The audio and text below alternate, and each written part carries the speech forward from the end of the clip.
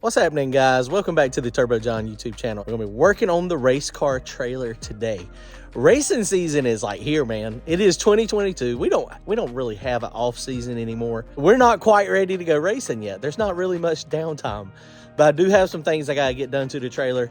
Transmission for the truck should be ready tomorrow. So hopefully I can get the truck back together. So we gotta have a truck so we can go to the racetrack. But my trailer, I'm having some issues as well. Let me show you what I got going on today. Should be a pretty short video. I appreciate you guys joining. Go to turbojohnracing.com. Grab yourself some merchandise. I greatly appreciate it. And don't forget, Kelly also has a YouTube channel, The Drag Racer's Wife. I'll put that link in the description. She's going to give us some other perspective when we're at the drag strip. But let me show you what we got going on. So like always, man, this thing is, the race car, everything I have is junk. So the trailer is actually really nice. Y'all saw I got that last year. We have been wheeling it to death. You see, it is super dirty. That is from where we were coming back from Bradenton, from Cletus's Christmas tree race. And the power steering hose basically busted. In the power steering, I had power steering fluid going everywhere. We got back and I tried to use my tongue jack here and it didn't really work. Now I put this thing on about 5 months ago and I had a nice cover for it when I first got it, but like an idiot, I left it on there and it blew off. So I was like, oh, well, this thing is weatherproof. I bought this thing from, I think it was Northern Tool or something. And you can see it kind of started messing up a little bit. So last time I come over here, the switch stopped working. Took it apart. And I had to order a new switch. So that's the first thing we're gonna do. That thing was glued in there like freaking crazy. It was unbelievable. I did end up tearing one of these off, so I've got to redo that. Another thing, these things, I didn't realize it, but they have actually like a little, it's a little latch. So we're going to replace this thing real fast and see if it works. And this is the switch, and you know, just up and down switch, basic switch. And it has a rubber enclosure on it, so I figured it would be fine. But this thing is, you can see it's all kind of notchy, and I mean, nothing was wet on the inside. Maybe this thing is just designed to last about 6 months. But anyway, this thing, 4-prong, super easy. I got the number off of it. And I went to Amazon, and Amazon had these. There's the part number. It was like 15 bucks, I think. And it should go right on. To get that thing to pop off, all you do is depress the little tab there, and it pops right off, versus just pulling on it. Look at that. Didn't realize that. So that was pretty cool. That's interesting, new stuff. So let's solder that back on. The other thing I did, I took a picture of this before I took it apart, so I knew where everything went. All right, let's put it back in.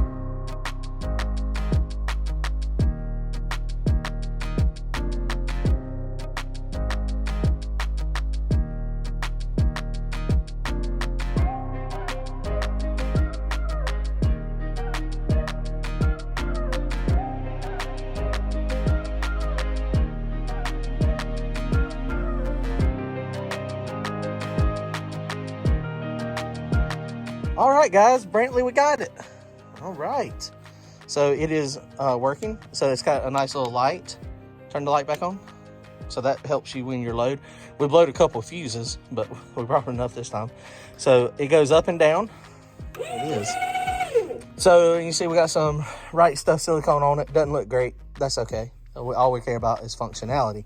But the other thing that is very important is we have another cover. So we're going to cover this thing up, and hopefully that little switch will last a little longer than it did this time. Yep. Let me show you what else we got. So Brantley had pointed out that I'm not very good with silicone. You're right, Brantley. I got. This is pretty funny. Okay, I gotta clean my nose here from the silicone. How did it get in my nose? So this is our normal 12-volt lights. So we got some LED lights in here, and it's, you know, it's pretty good. It's not bad, but it is not super bright, right?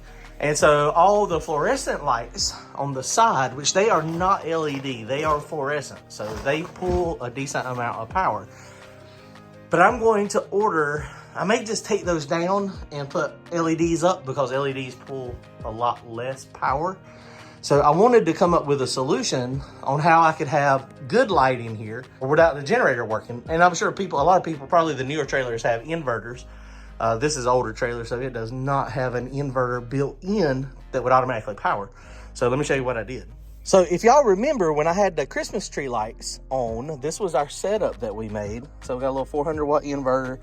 This is the power cord that normally goes out here. Now what I'll probably end up doing is, so that I don't have to get the power cord out of the generator cubby and do this cord, and I want to do it, you know, pretty quick, I'll probably end up making a suicide cord and just taking this and just leaving it, you know, on the counter, and then having the cord. And basically what a suicide cord is it is 2 male posts like this. So instead of having a male on this side that plugs in and a female on this side, it'll have another male on that side. Not recommended.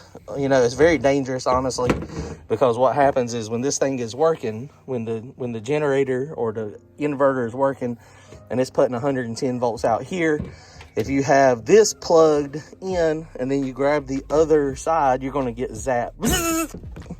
It's not smart. So, but I'm probably going to do it anyway. And then that way it's just be easier for me to do it.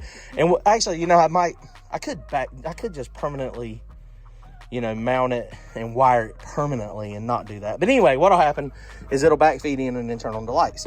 So we're fixing to see if this will work. I don't know if it'll work or not. This is the 24 volt. This is what I used on the Christmas tree, 24 volt cobalt battery. And we got this little inverter. So, you know, like I said, I got this thing off of Amazon, and you know, you just got to be careful. The color of the wires were a little deceiving, plus and minus. You know, that's little teeny wire that comes out of there. This may not even work. It run the smoke machine the other night, but I don't know if it's going to run these lights or not. Okay, let's go see. Okay, first let's go. I'm gonna turn the inverter on. Brantley, turn the light back over here. First, I'm gonna turn the inverter on. I don't know if the lights are on in there.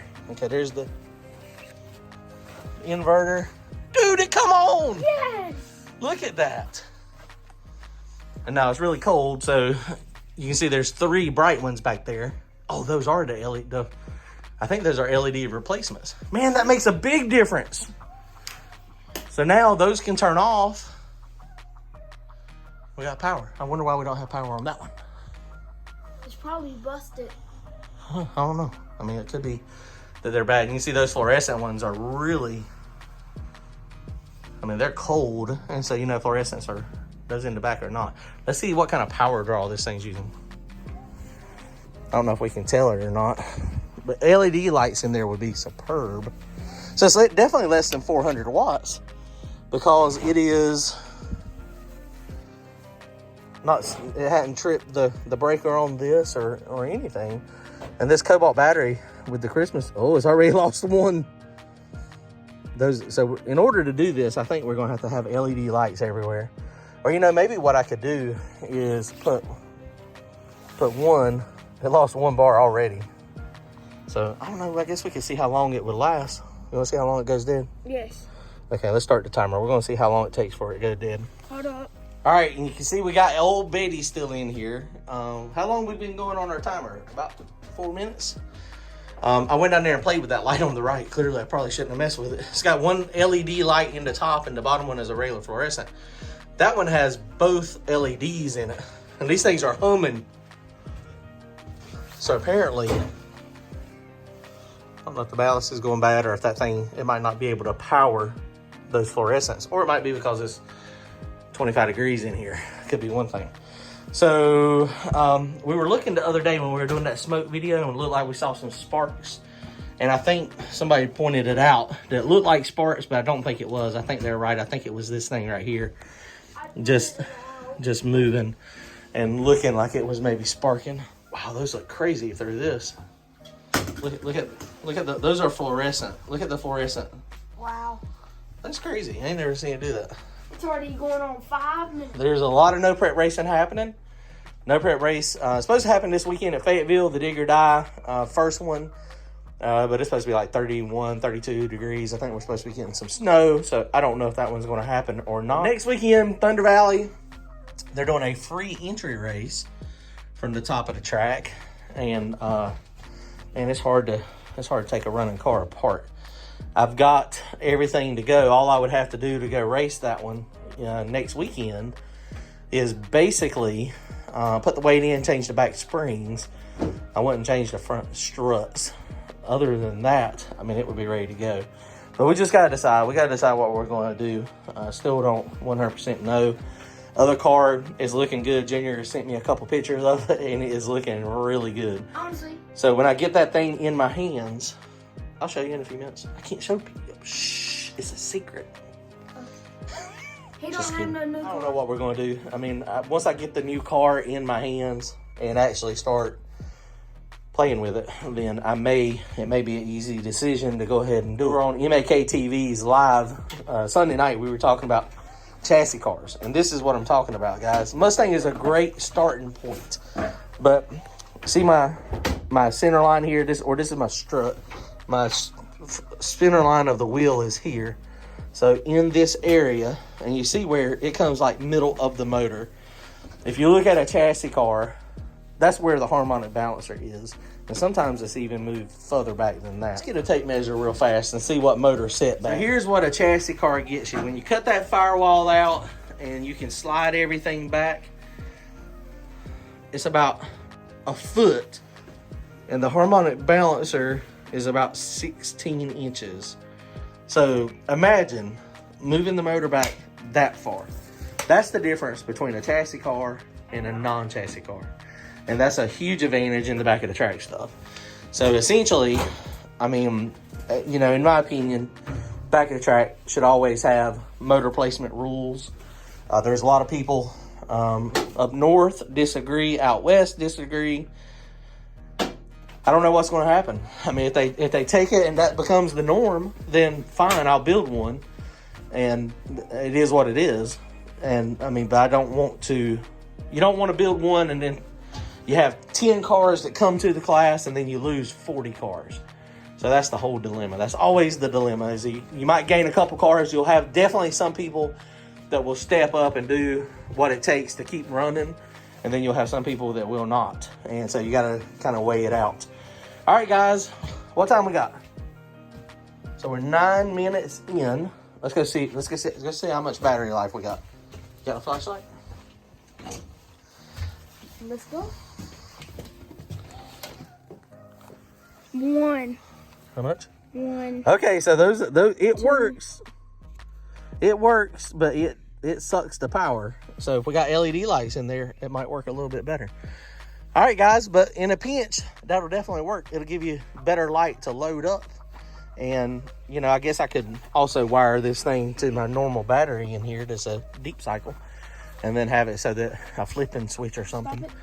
And then that way we would be good to go. All right, guys, comment, like, and subscribe. See y'all soon. Later.